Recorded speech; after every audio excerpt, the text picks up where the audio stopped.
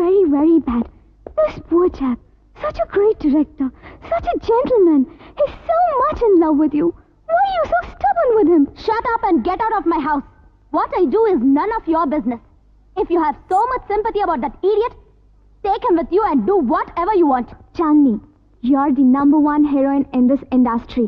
Only because of Mr. Surya. So don't you ever forget your past. I say, I don't have to take this bullshit from you. And I don't have to learn how to treat that irritating rascal. Now get out of my sight and get lost.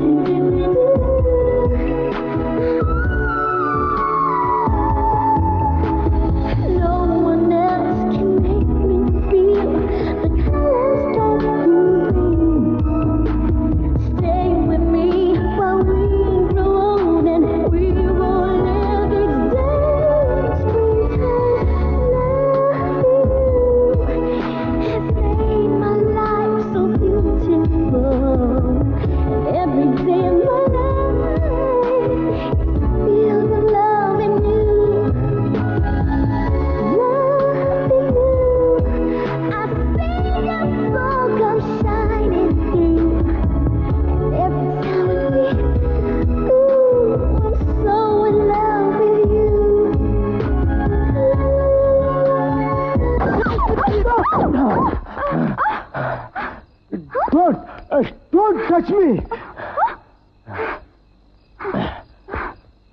Don't touch me, okay? Don't touch me.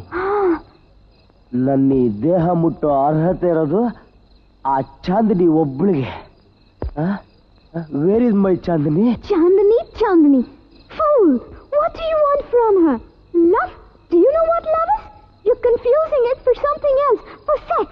Your ultimate aim is sex. Come on. Am I not as beautiful as Chandini? Come on. No. This is not good. Then what else is good? Going behind a girl like a dog in heat? Forgetting your career and becoming a chronic boozer for the sake of a girl? What you really need is an outlet for your pent-up emotions. Come on. No, please. Oh shit, same old Indians. Yuck, Indian culture. Shut up, you dirty foreign girl. Don't ever dare talk a single word about my country. What do you know about my love towards Chandni, I say? First of all, you know what love is? Chandni was the angel who taught me what love is. Love is acceptance. Accepting someone what they are, without any conditions or rules or tradition for its continuity. You think I love Chandni because of her external beauty? No, not at all. I would have loved her even though she was the ugliest girl in this country. There is something called inner beauty. Soul. You know soul? That is our culture. Marriage is a bond between two such souls. An eternal love affair. Not a temporary physical attraction, I say. That is the reason you hardly find divorce cases in this country. Not like your country, I say. Misunderstanding divorce, marriage divorce. That is in your country, not in our country. Our culture is the richest culture in this world. Good. Foreign girl. ಈ ಬಿಳಿ ಜಿಲ್ಲೆಗೆ India ಅಂದ್ರೆ ಹೇಳ್ಕೊಡ್ಬೇಕು. Our culture is the richest culture in this world. Good. Foreign girl. ಈ ಬಿಳಿ ಜಿಲ್ಲೆಗೆ India ಅಂದ್ರೆ ಹೇಳ್ಕೊಡ್ಬೇಕು. Dirty girl. No, dirty foreign girl. He doesn't know anything about our culture. India is great. India is great.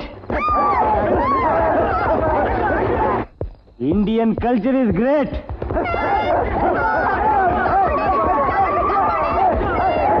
Indian tradition is great.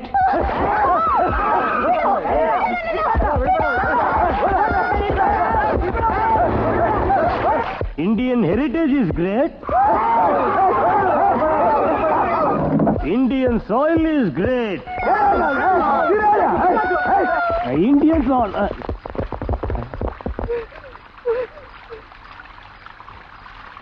But Indians are not great.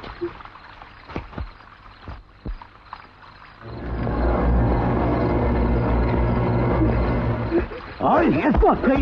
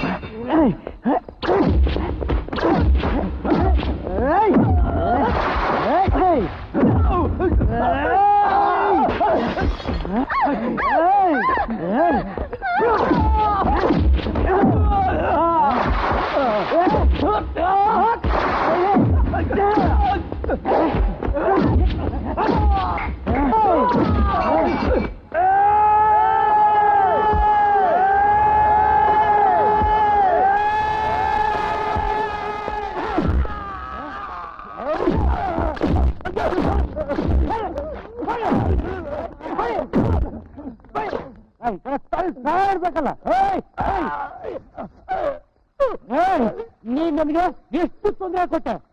ನಾನೇನೋ ನಿನ್ನ ಕೈ ಹಾಕಿದ್ನ? ಇಲ್ಲ. ಯಾಕಂದ್ರೆ ನೀನ್ ನನ್ ಚಾಂದ್ರಿ ಜೊತೆ ಇದ್ಯಾ ಕಣ. ಅಂತ ದೇಶ ಜೊತೆ ನಿಂತ್ಕೊಂಡು ಇಂಥ ಹಲ್ಕ ಕೆಲಸ ಮಾಡ್ತೀರಾ? ನೀನ್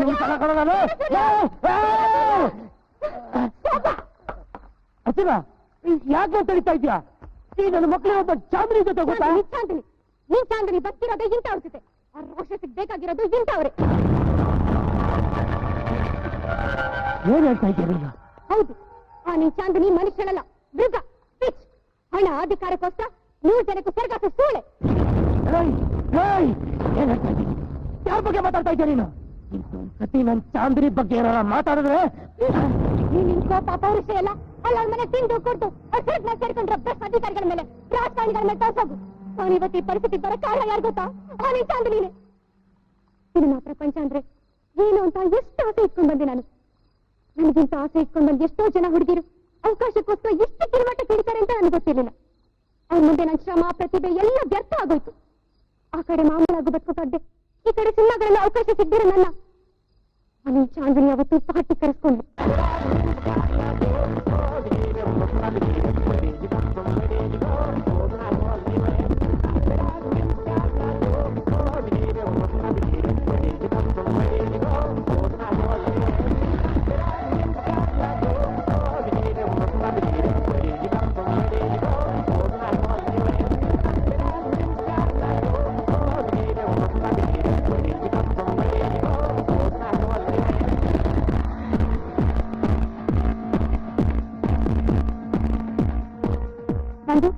ಏನ್ ಮೇಡಮ್? ನಾನು ಹೇಳಿದ್ನಲ್ಲ. Congratulation madam. ಮೇಡಮ್ ನೋಡಿ, ಅಲ್ಲಿ ಕೂತಿದಾರಲ್ಲ ಪ್ರೊಡ್ಯೂಸರ್ಸ್, ಅವರು ಅವ್ರ ನೆಕ್ಸ್ಟ್ ಪಿಕ್ಚರ್ಗೆ ನಿಮ್ಮನ್ನ ಹೀರೋಯಿನ್ ಬುಕ್ ಮಾಡಕ್ ಬಂದಿದ್ದಾರೆ. ಅವ್ರ ಕಡೆ ಒಬ್ಬ ಫೈನಾನ್ಸರ್ ಇದ್ದಾರೆ, ಅವರು ನಿಮ್ಮನ್ನ ನೋಡ್ಬೇಕಂತ. ಹೋಗೋಣ? ಬನ್ನಿ ಮೇಡಮ್, ಬನ್ನಿ ಹಾಕಾರೆ, ಬನ್ನಿ ಬನ್ನಿ ಬನ್ನಿ ಮೇಡಮ್. ಇವರೇ ಮೇಡಮ್.